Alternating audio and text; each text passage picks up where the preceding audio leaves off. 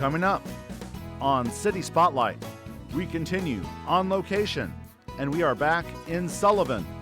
We'll talk with Sullivan Mayor Richard Glazebrook and Laurrie Minor, Executive Director of the Sullivan Chamber and Economic Development, about how 2021 has gone in Sullivan. Also, the latest economic development in Sullivan and new housing in Sullivan. Then we'll talk Sullivan Schools with Sullivan Schools Superintendent Ted Walk on how the start of the new school year is going, and a look ahead on future facility upgrades in the Sullivan School District. Season 8 continues on location in Sullivan, here on City Spotlight.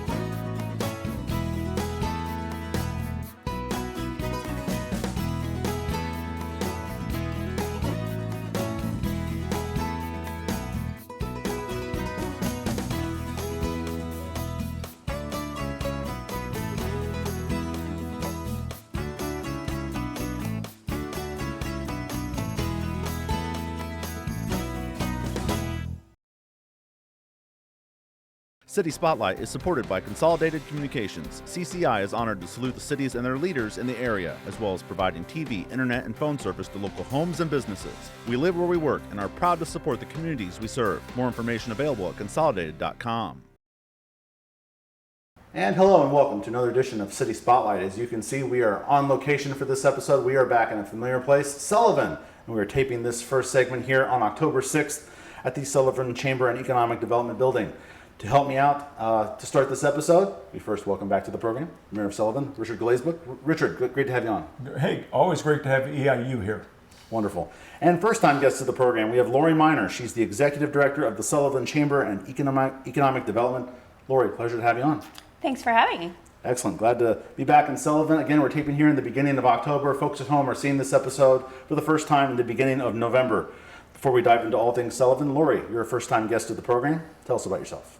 I have grown up here in Sullivan my whole life. From I was born and I still live here. And obviously I worked at the chamber, worked my way up to executive director, and I just love everything about Sullivan. What's it like to work in your hometown? It's great. I actually, we go everywhere. I know what's happening. Growing up here gives me a little bit more insight into how things work and how the flow goes and how you can work with the history to move your community into the future. And it's great to be where my kids are. My husband just works in Mattoon, and it's just great to be here.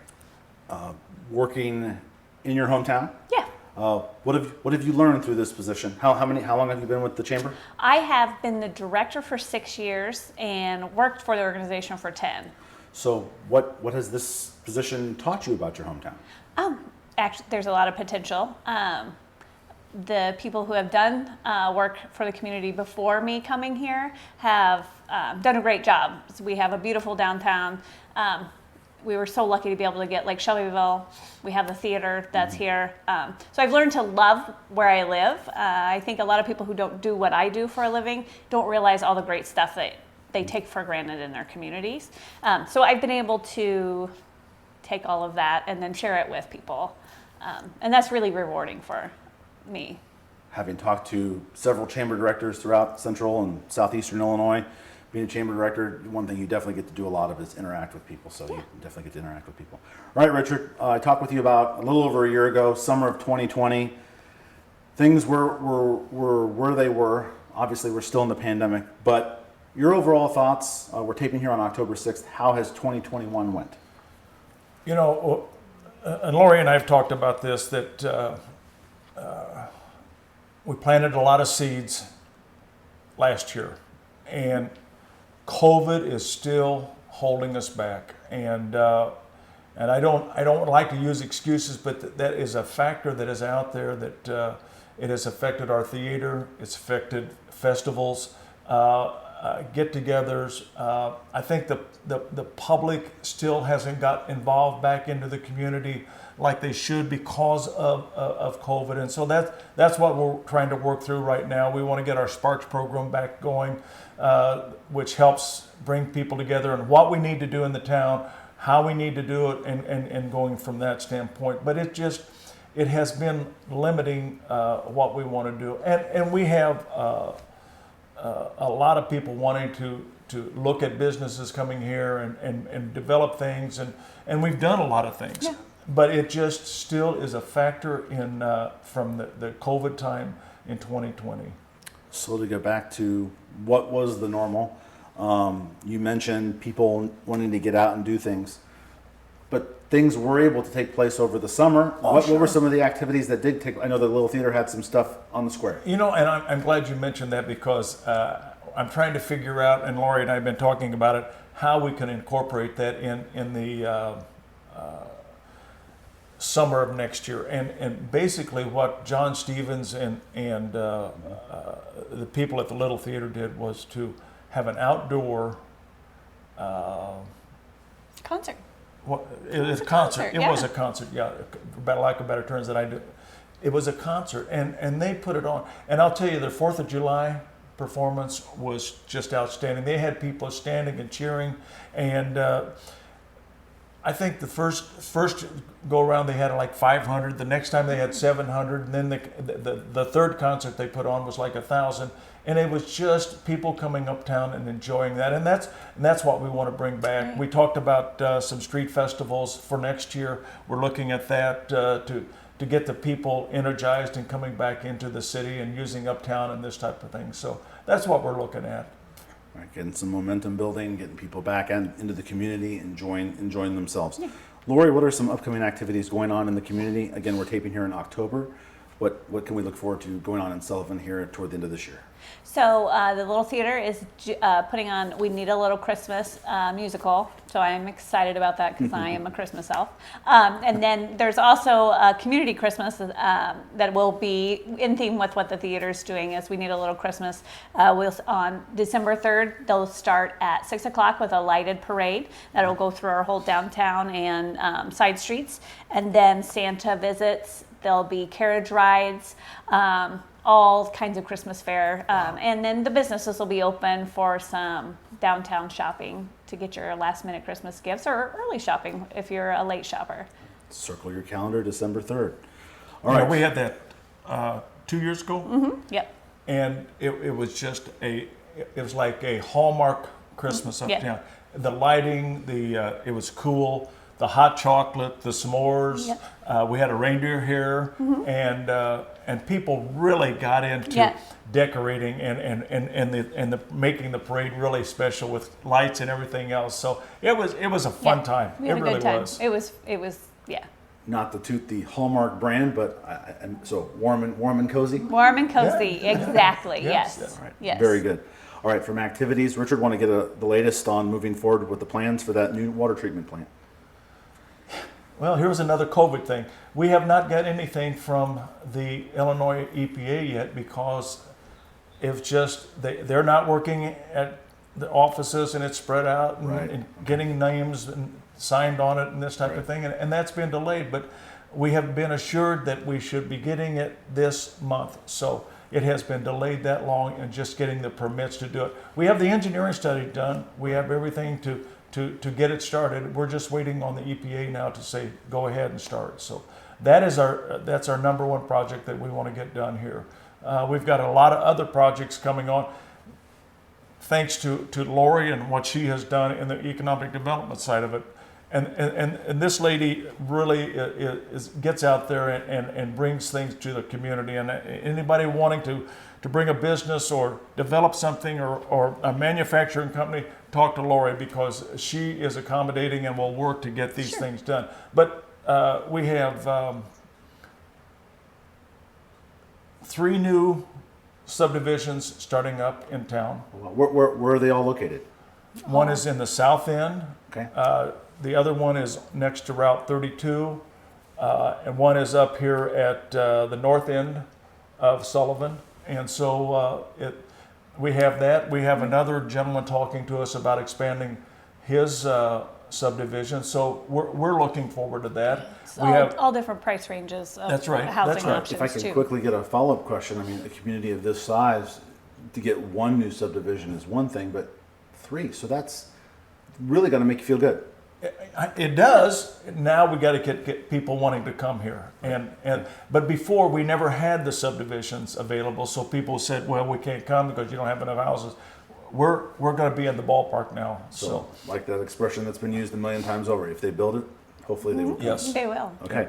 You just referenced Laurrie and economic development. Laurrie, any new businesses that you can highlight that have come into Sullivan this year? We have several prospects getting ready to come to town. We have a development that's south of town that will be a retail commercial opportunity. A restaurant's already looking at that area, which is exciting. We have a couple restaurants, actually potential, that have been looking in our downtown area. We have a lot of expansions, which I know new business is exciting, but big expansions are exciting for us because those are people that are already here and they're doing so well that they're expanding, especially during a pandemic. So that is amazing. That's unreal. Right, yeah. So, and they're good paying jobs. right, yeah.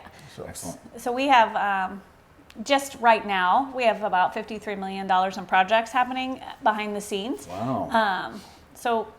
For a town our size, we're pretty proud of that. So you're saying we have some things to follow up on We the next do. time we talk. Absolutely. And one other thing that I should mention is that I think we were starting about that time with putting the city under a fiber optics. We were going to do the whole town under fiber optics, and that is done.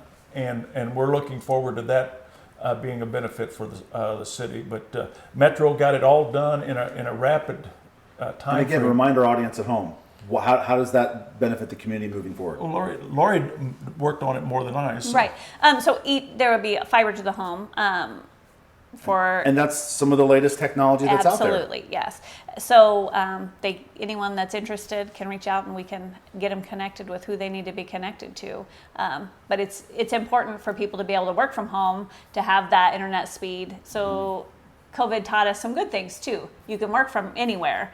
And we're hoping that people choose Sullivan. It's a beautiful area. You know, we have the outdoor recreation, we have the great school system, we have the parks and the recreation, all of that. And you can work from here with high-speed internet.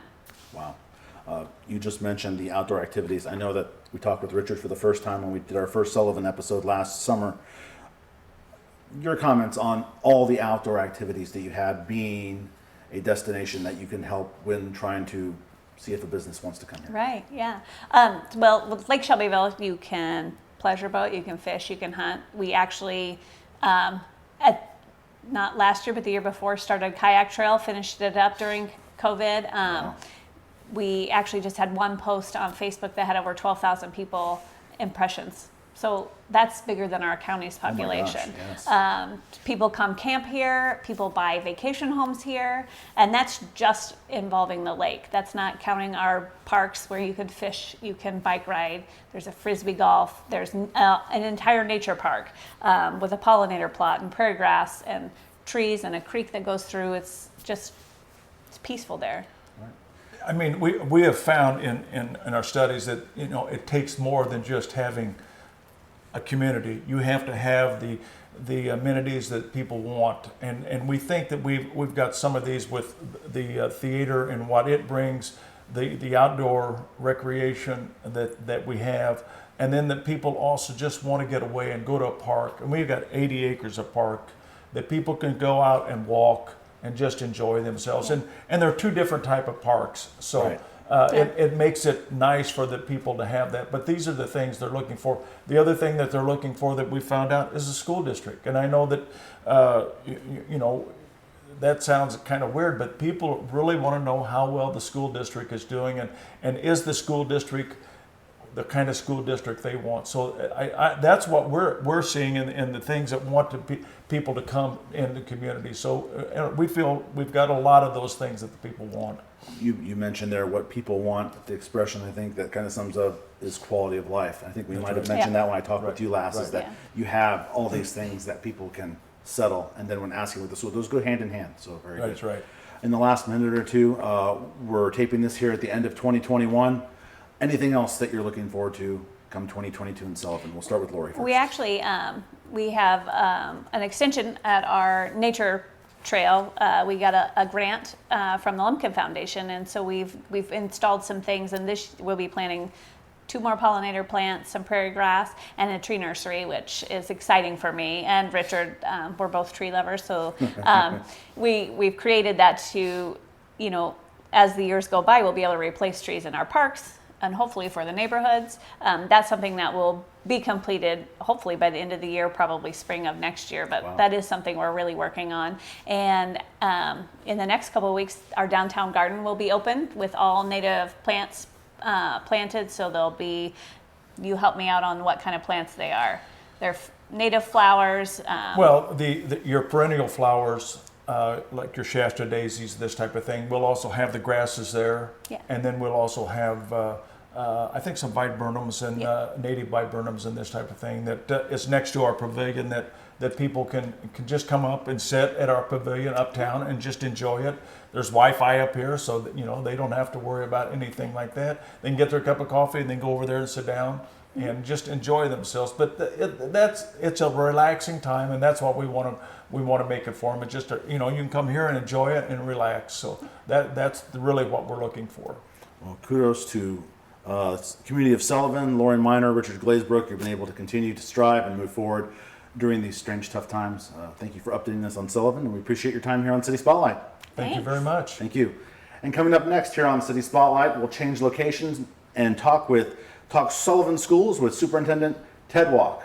But first, let's take a look at some of the upcoming activities going on in Sullivan.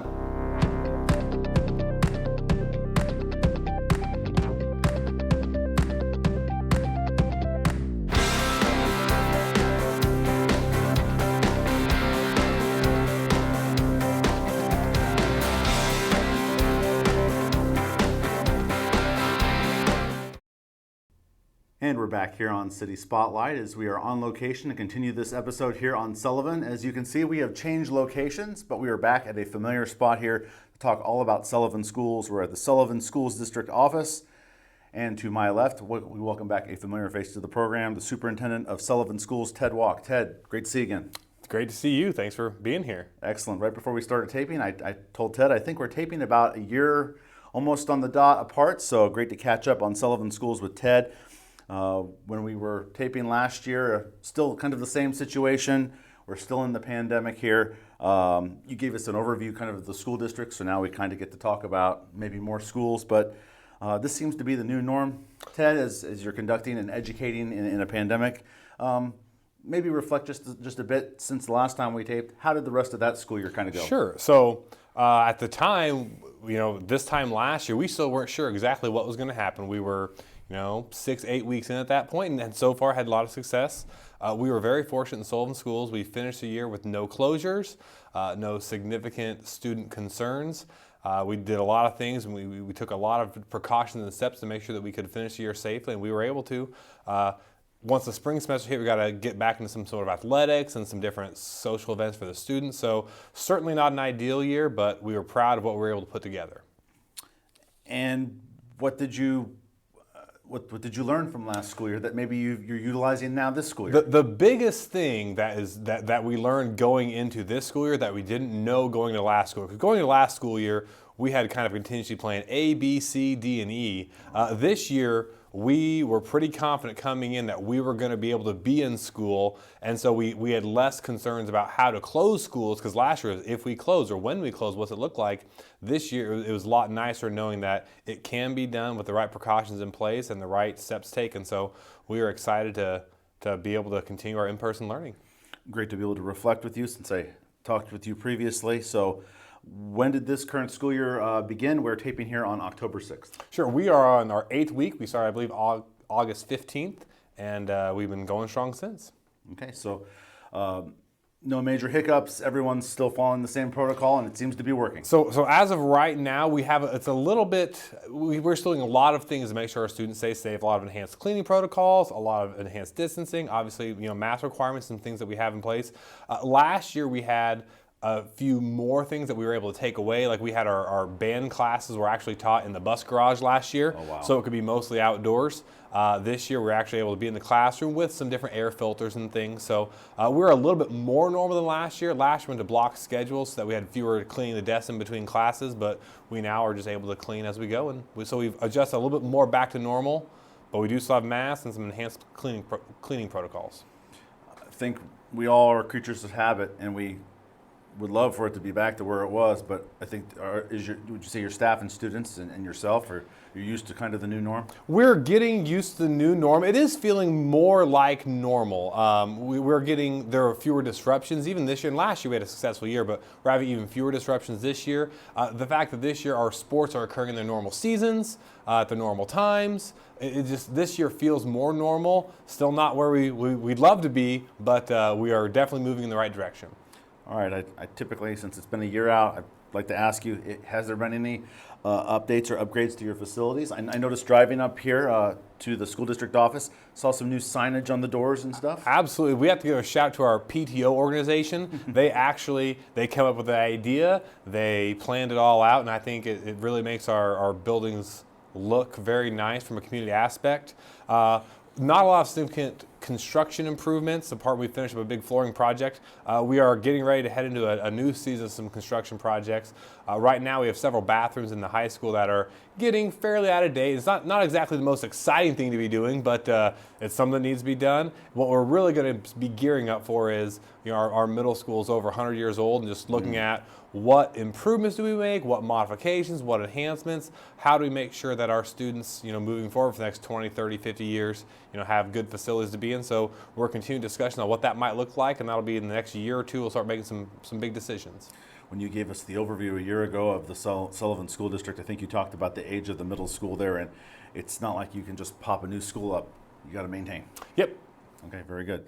Understand, as you mentioned briefly with athletics and kind of the weird scheduling that happened last year and this current year, you guys had to make a tough decision here at the very beginning of the fall semester here in Sullivan. Unfortunately, you had to cut short the varsity football season. I'm sure that was not an easy decision to make. Sure.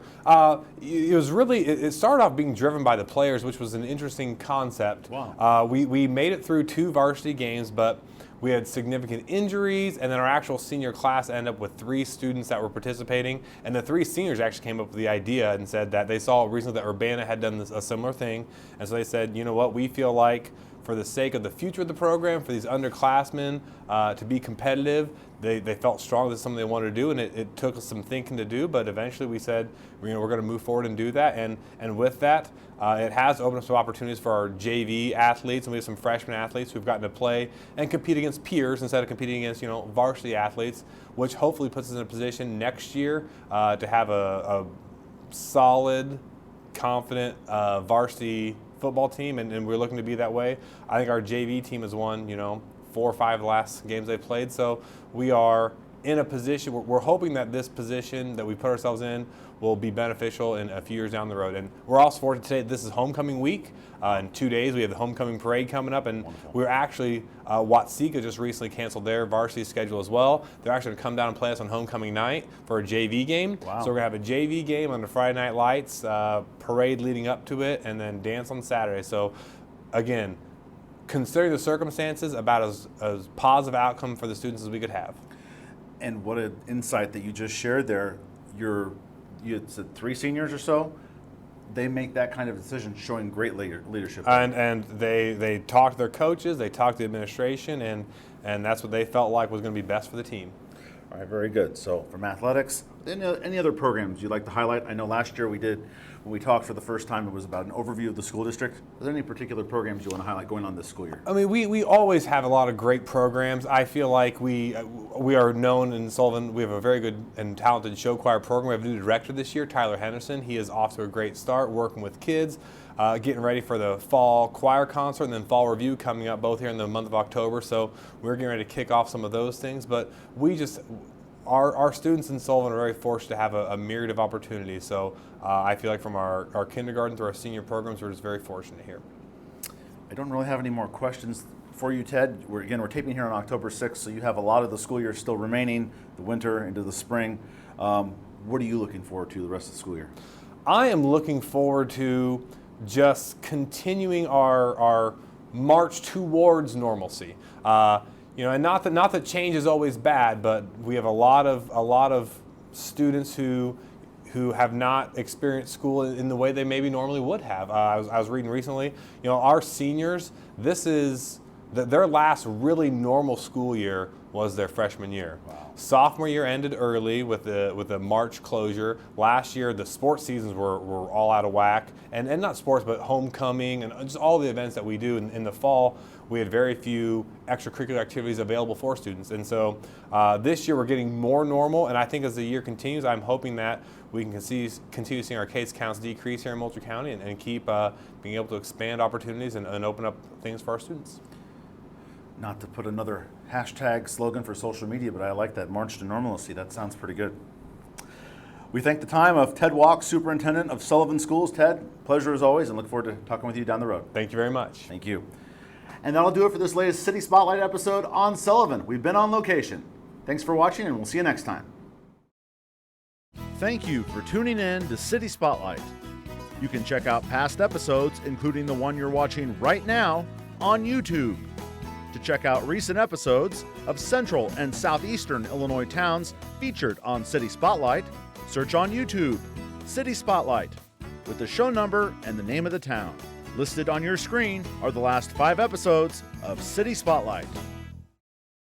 City Spotlight is supported by Consolidated Communications. CCI is honored to salute the cities and their leaders in the area, as well as providing TV, internet, and phone service to local homes and businesses. We live where we work and are proud to support the communities we serve. More information available at consolidated.com.